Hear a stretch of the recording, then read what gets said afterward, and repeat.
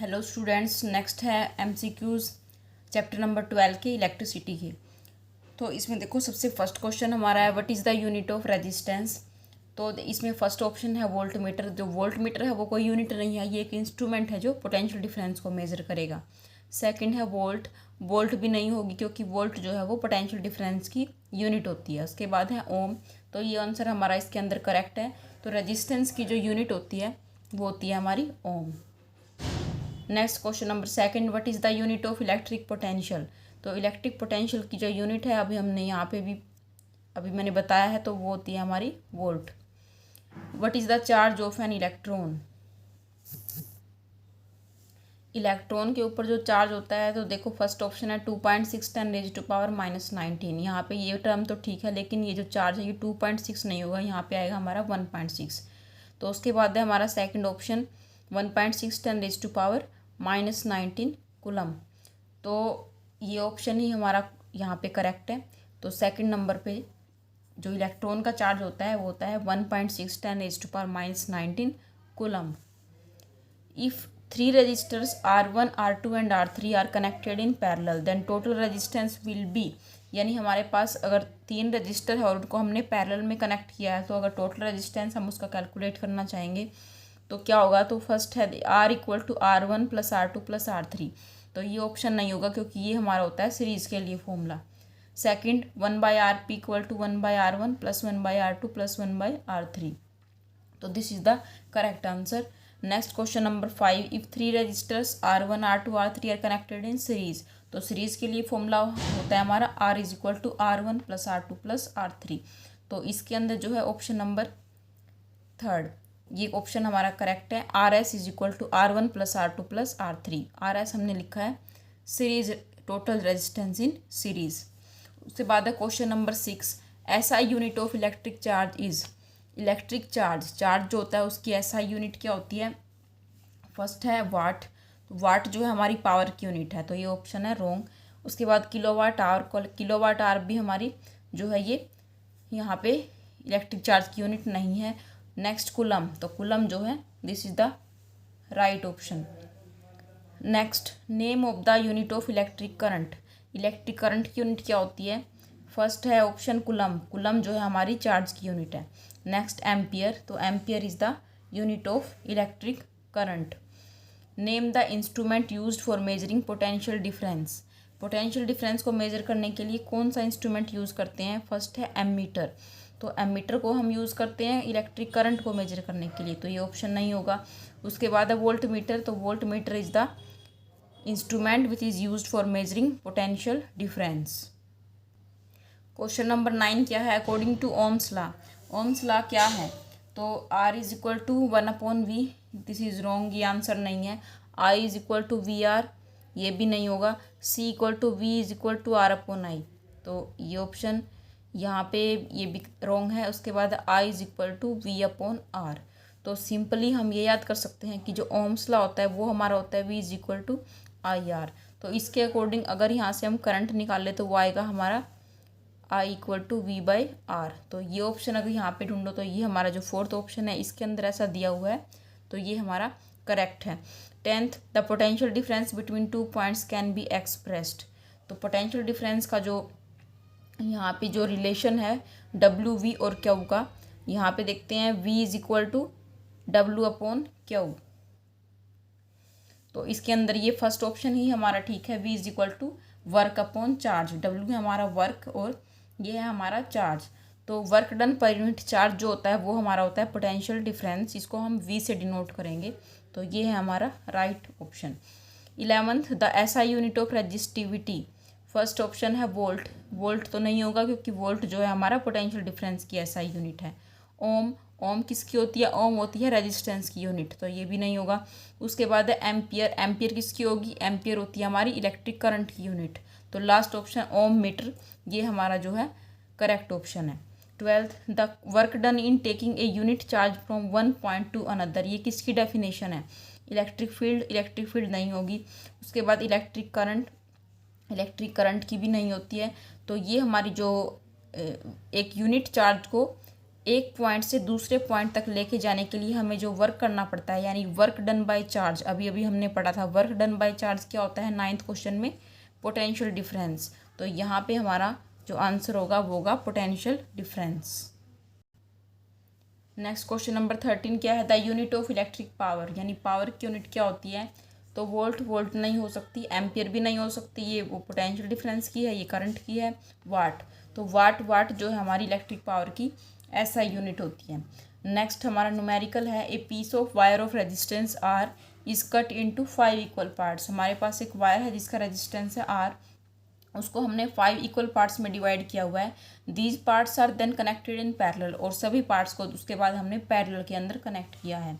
If equivalent resistance of this combination is r dash, यानी अगर हमने वो जो पैरेलल कॉम्बिनेशन किया है उसका इक्विवेलेंट रेजिस्टेंस को अगर हम आर डैश से डिनोट करें, तो अगर रेशो पूछे आर बाई आर डैश की, यानी उसको कट करने से पहले जो रेजिस्टेंस था और कट करने के बाद कनेक्शन के बाद जो नेट रेजिस्टेंस है आर डैश, दोनों की जो रेशो है वो हमारी क्या होगी। तो इसको सोल्व करके देखेंगे। तो इस न्यूमेरिकल के लिए हमें सबसे पहले रेजिस्टेंस का फॉर्मूला पता होना चाहिए। तो जो वायर का रेजिस्टेंस था, रेजिस्टेंस ऑफ द वायर क्या होता है, वायर को कट करने से पहले जो रेजिस्टेंस आर का फॉर्मूला होता है हमारा, R is equal to rho L by A, यानी एल अगर इसकी लेंथ है, ए क्या है एरिया है, और रो क्या होती है यहाँ पे रेजिस्टिविटी होती है। अगर हमने उसको अलग अलग पीस में 5 पार्ट में उसको अगर हम कनेक्ट करें, तो हर एक पीस की लेंथ कितनी हो जाएगी हमारी, एल बाई 5 हो जाएगी। ठीक है, तो एल बाई 5 अगर उसकी लेंथ हो गई तो रेजिस्टेंस कितना होगा, रेजिस्टेंस ऑफ वायर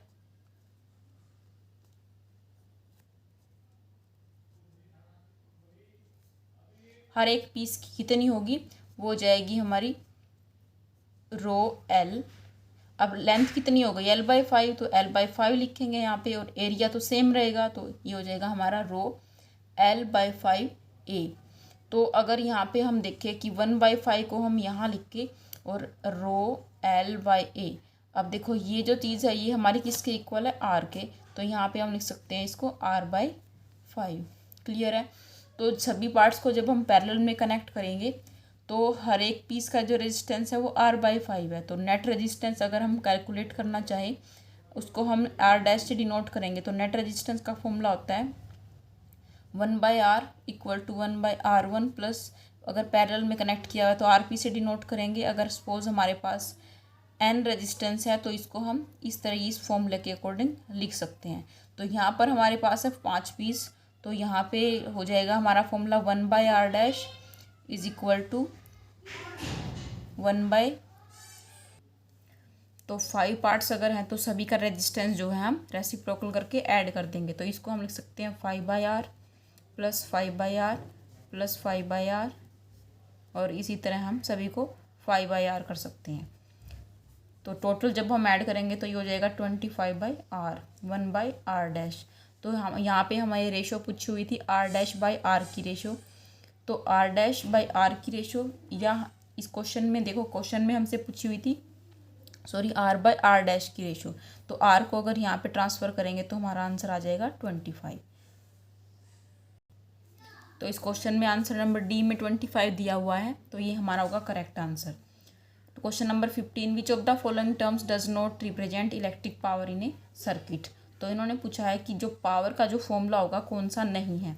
तो फर्स्ट में है आई स्केर आर, ये पावर का फॉर्मूला होता है। उसके बाद है पी इक्वल टू वी आई, ये ऑप्शन भी ठीक है। उसके बाद है थर्ड आई आर स्केयर, तो ये हमारा जो है रॉन्ग ऑप्शन है। क्लियर।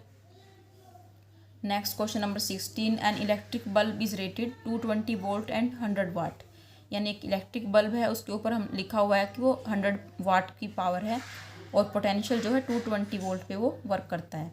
तो when it is operated on 110 volt, जब अगर हम इसको 110 वोल्ट के अंदर ऑपरेट करें तो पावर कितनी कंज्यूम होगी।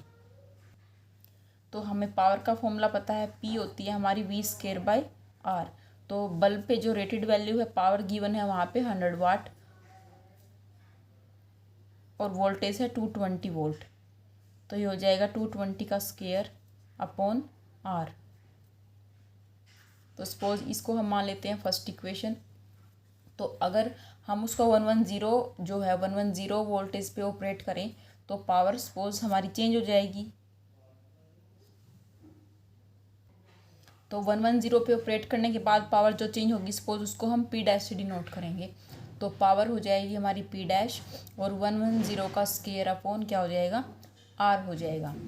तो अगर हम इस इक्वेशन सपोज ये सेकंड इक्वेशन है तो डिवाइड इक्वेशन 2/1 अगर हम करें, दोनों को डिवाइड करें, डिवाइड 2/1, तो p dash by 100, left hand side को लेफ्ट से डिवाइड करेंगे, पी डैश को 100 से करेंगे और राइट को राइट से करेंगे।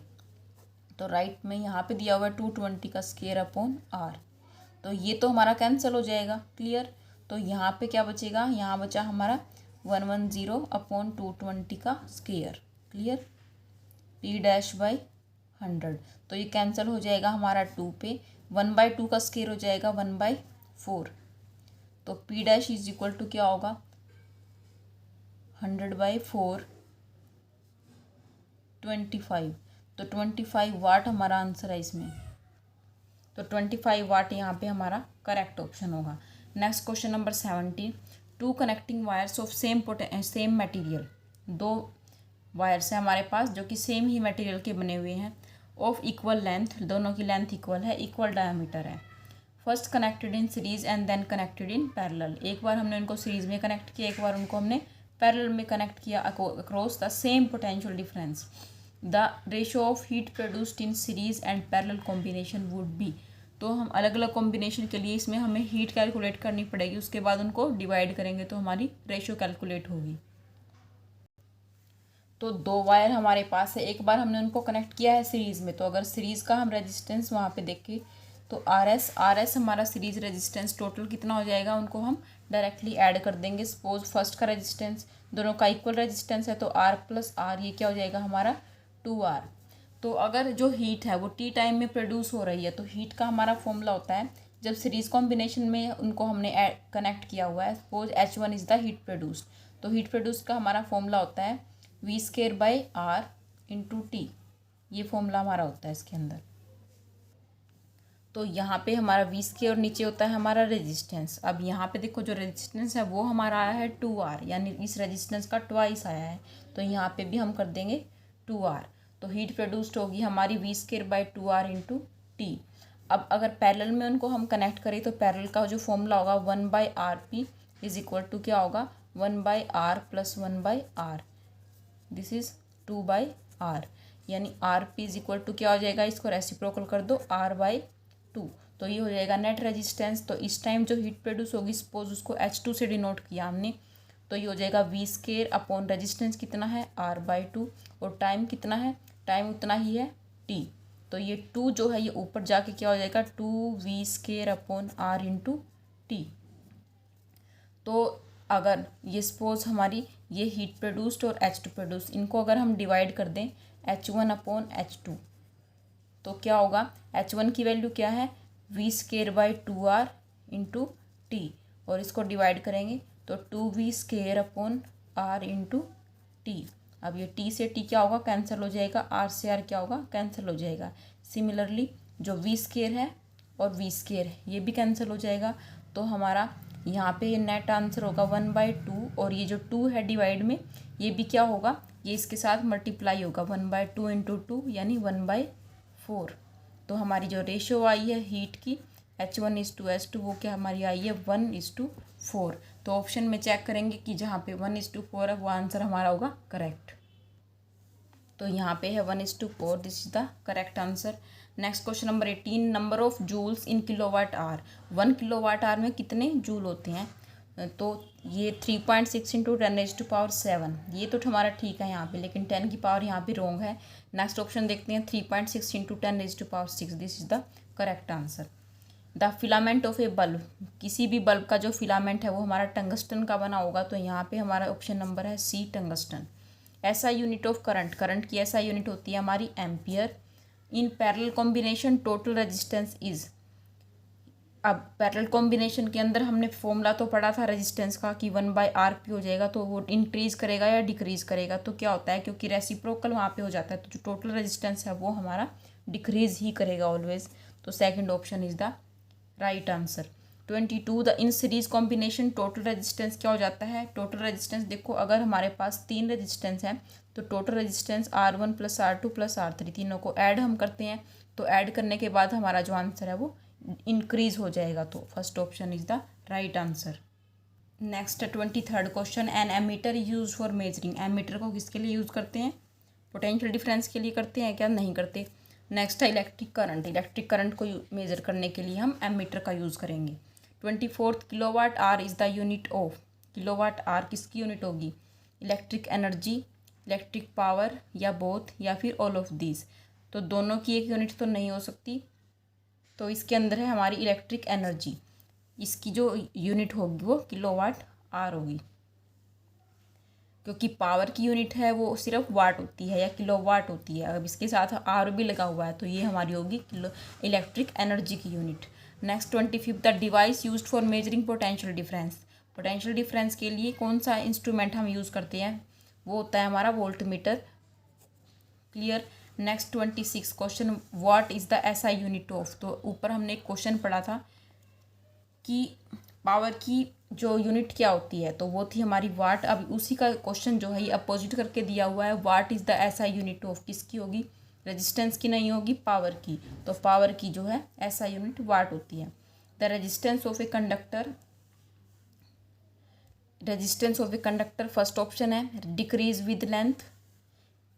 क्या लेंथ बढ़ने के साथ जो रेजिस्टेंस है वो कम हो जाएगा? ऐसा तो नहीं होगा। Second, increase with length. Increase with length is the right answer, क्योंकि जितना लेंथ इंक्रीज करेंगे जो रेजिस्टेंस है वो लेंथ के डायरेक्टली प्रोपोर्शनल होगा। ये हमने पढ़ा हुआ है। तो जितनी लेंथ इंक्रीज होगी उतना ही रेजिस्टेंस जो है इंक्रीज हो जाएगा। Heating effect of current is used in. First option है इलेक्ट्रिक मोटर। इलेक्ट्रिक मोटर के अंदर हीटिंग इफेक्ट का कोई रोल नहीं है, बल्कि जो अगर हीटिंग अप होगी तो उसका जो है हमें डिसएडवांटेज है। नेक्स्ट है जनरेटर। इसके अंदर भी हमें जो ये एक डिसएडवांटेज है अगर हीट प्रोड्यूस हो रही है। तो इलेक्ट्रिक बल्ब जो है उसके अंदर हीटिंग इफेक्ट का यूज़ होगा। उसका जो फिलामेंट होता है तो अगर वो हीट अप होगा तभी वो हमें जो है लाइट देता है। 29 question, resistance of a conductor depends upon. किसी भी कंडक्टर का जो रेजिस्टेंस है वो किस किस फैक्टर पे डिपेंड करेगा? तो फर्स्ट है लेंथ पे भी करता है। Next area of cross section, बिल्कुल ए पे भी करेगा। सी नेचर ऑफ मटेरियल के नेचर पे भी डिपेंड करेगा कि किस टाइप का मटेरियल है। लास्ट ऑप्शन है ऑल। तो all of these is the right answer. Which of the following has highest resistivity. तो नीचे 4 ऑप्शन है, इनके अंदर हमें ये चेक करना है कि कौन से के अंदर जो है रेजिस्टिविटी हाई होगी। तो इसके अंदर कॉपर की जो रेजिस्टिविटी है वो, कॉपर तो गुड कंडक्टर है तो इसकी जो रेजिस्टिविटी है वो हाई नहीं होगी। उसके बाद है एल्यूमिनियम भी हमारा गुड कंडक्टर है। Next nichrome. तो नाइक्रोम जो है इसकी जो रेजिस्टिविटी है वो हाई होती है, जिसको हम गीज़र वगैरह के अंदर या हीटर के अंदर हम नाइक्रोम का वायर यूज़ करते हैं। तो बहुत ज़्यादा हीटअप होने के बाद भी ये जलता नहीं है। Which of the following has lowest resistance. किसका जो रेजिस्टेंस है वो लोवेस्ट होगा? तो जिसकी कंडक्टिविटी सबसे ज़्यादा हाई होगी उसका रेजिस्टेंस जो है वो सबसे कम होता है। तो copper is the good conductor, तो इसका जो रेजिस्टेंस है वो कम होगा लेकिन सबसे कम नहीं होगा। तो इसके अंदर जो सिल्वर है वो बेस्ट है जो कंडक्टर है, तो इसकी जो रेजिस्टेंस है वो लोवेस्ट होगा। Which of the following is an insulator. तो कॉपर सिल्वर इन दोनों में से तो कोई इंसुलेटर है ही नहीं क्योंकि गुड कंडक्टर है। तो प्लास्टिक जो है हमारा एक इंसुलेटर है यानी बैड कंडक्टर है। 33rd क्वेश्चन है nichrome is an alloy of. Nichrome किसकी अलॉय है, किस किस को मिला के बनी हुई है? तो फर्स्ट है निकेल, उसके बाद है क्रोमियम। तो निकेल और क्रोमियम को जो मिला के इसका नाम बना हुआ है Na से निकेल, और क्रोम किससे बना हुआ है? क्रोमियम से। तो दोनों को मिला के हमारा जो ये है नई अलॉय हमारी बनी हुई है। तो ऑप्शन है C, both A and B. Materials which allow larger current to flow through them. यानी जो भी मटेरियल अपने अंदर को करंट को फ्लो करने के लिए अलाउ करते हैं वो कौन से मटेरियल होंगे? तो अलॉयज़ के अंदर करंट तो फ्लो करता है लेकिन लार्जर करंट नहीं करेगा, कुछ लिमिट तक करेगा। उसके बाद है बी इंसुलेटर के अंदर तो करंट फ्लो नहीं कर पाएगा। उसके बाद है कंडक्टर्स। तो कंडक्टर्स बोलते हैं उन मटेरियल को जिनके अंदर जो करंट है वो लार्जर अमाउंट में फ्लो करेगा। सेमीकंडक्टर के अंदर भी करता है, अलॉयज़ के अंदर भी करता है, इंसुलेटर के अंदर नहीं करता, लेकिन इन्होंने कहा है लार्जर करंट किसके अंदर फ्लो करेगा, तो इनके अंदर जो सूटेबल ऑप्शन है वो कंडक्टर है। अगर यहाँ पे कंडक्टर गिवन ना हो या कुछ और गिवन हो, या जैसे नन ऑफ दिस गिवन हो, तो उसके तो और अलॉयज़ भी ना गिवन हो, तब हम सेमीकंडक्टर यहाँ पे लगा सकते हैं। नेक्स्ट है 35th क्वेश्चन, लास्ट क्वेश्चन है, what is the melting point of tungsten. तो ये वैल्यू आपको लर्न करनी है।